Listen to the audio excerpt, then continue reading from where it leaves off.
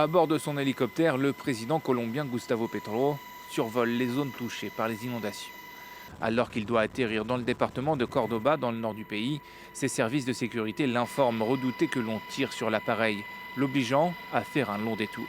Je dois avouer ici que je suis arrivé il y a 2 jours, non pas dans les bras de l'amour, mais en fuyant pour échapper à la mort.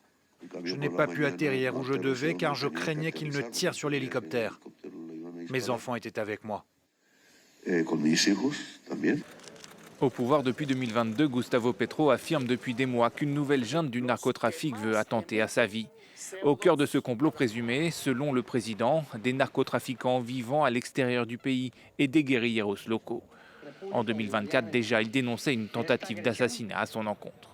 Son annonce intervient en pleine recrudescence de la violence politique, à 3 mois de la présidentielle colombienne. Une sénatrice indigène a ainsi été enlevée pendant quelques heures ce mardi. Plusieurs hommes armés nous ont interceptés. Ils nous ont forcés à sortir du véhicule, puis ils nous ont emmenés à pied vers un lieu inconnu. Heureusement, grâce à la pression exercée par la garde indigène et par les forces de sécurité publique, comme ils étaient peu nombreux, ils nous ont laissés tranquilles et ils ont pris la fuite.